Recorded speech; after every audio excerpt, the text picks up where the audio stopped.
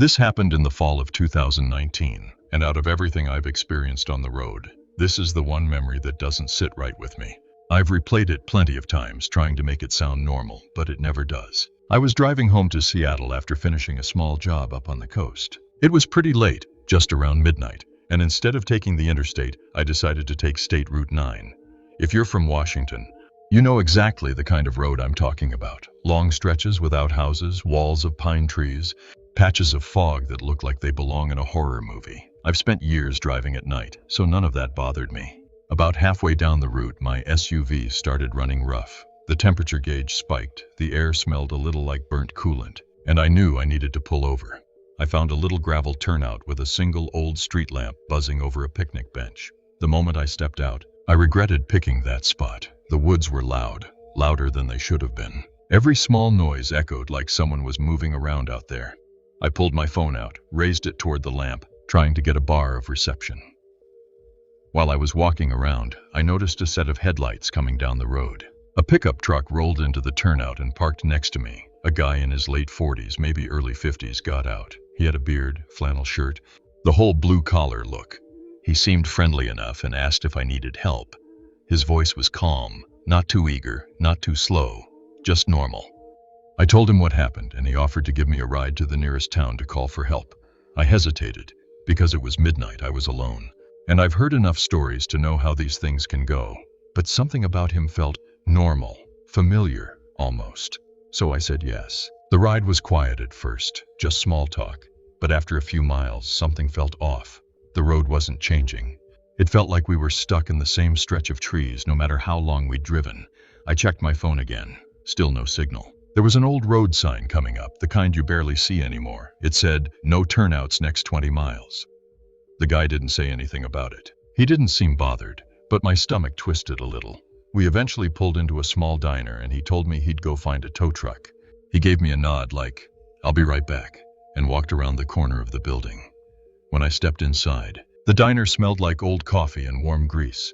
I used the restroom, grabbed a drink, and when I walked back outside, his truck was gone. Not driving away, gone. Just gone. Like it had vanished. I asked the woman inside if she saw an older guy in flannel walk out. She said no. She said the last person she'd seen before me was some kid about an hour earlier. I told her I came with a man named Ray. Her face changed immediately. She pointed out the window at a fading memorial plaque across the street. I walked over. It said, "Raymond Hargrove, volunteer, lost, 1999. Last seen assisting a stranded driver on SR9. My chest dropped. I waited outside for my tow, staring at that empty parking lot the whole time. Nobody else came. I'm not saying what happened was paranormal. I'm not even saying the guy wasn't real. But when I replay the night in my head, every detail feels like it happened in a dream. And since that night, I've never taken help from strangers past midnight. What would you do if a stranger offered you a ride in the middle of nowhere at 12:30 a.m.? Would you trust your gut or accept the kindness? This one bothers me the most because nothing about it felt supernatural until the end.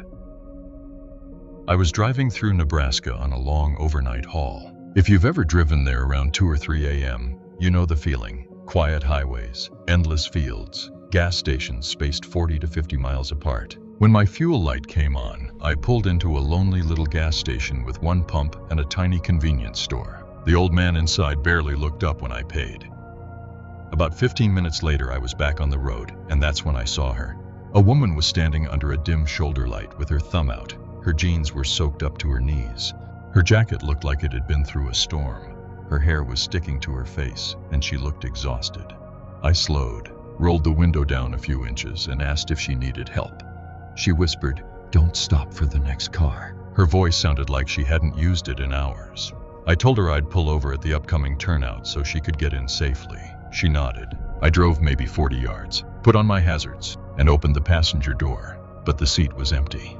Not just empty, bone dry. No footprints, no water, nothing. The road behind me, completely empty. If she ran, I would have heard her.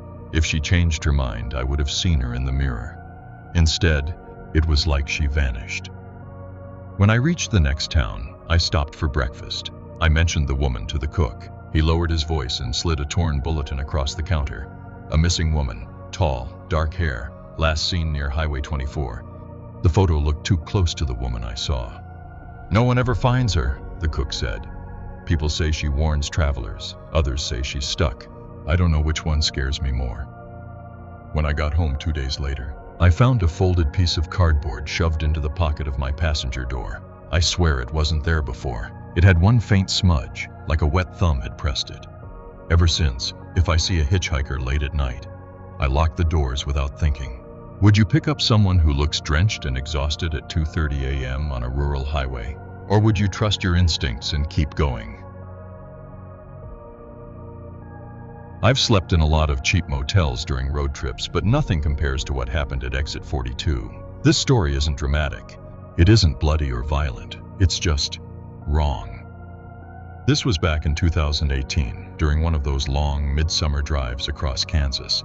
If you've ever done that drive, you know how endless the highway looks. Windmills, fields, long stretches where your eyes start to blur. By 2 a.m., I was exhausted, and I still had hours until Colorado, so I pulled off at the next exit, exit 42. There was only one motel, the kind with broken neon lights flickering in blue and pink. The office door chimed when I walked in. A thin man stood behind the counter with a smile that didn't feel real. He asked where I was heading. It wasn't small talk. It felt like he wanted to remember the answer. I paid in cash. He handed me 2 keys for some reason, saying, "Just in case the bottom one sticks." He winked. I didn't like that. Around 3 a.m., I woke up to a tapping sound. Not knocking, not banging, just tap, tap, tap, right against my door. The hallway light was dim. There was no shadow under the door. I looked through the peephole and saw nothing, but the tapping continued, soft, steady, patient. After about a minute, it stopped. When I woke up at sunrise, a motel business card was slid under the door. No number. Just the motel name and a handwritten room number. I left fast. On the way out, I noticed a skinny teenager leaning against a lamppost, hoodie up, head turned away. A surveillance camera on the pole was aimed right at him. When I walked past, he grinned at me, like he knew me, then slipped behind the building.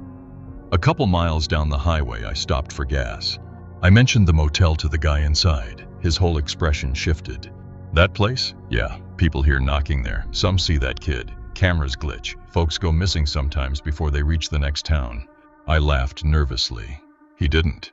I didn't keep the business card. I didn't want anything from that place. Even now, I avoid that exit completely. And if I ever hear tapping on a motel door again, I don't think I'd look.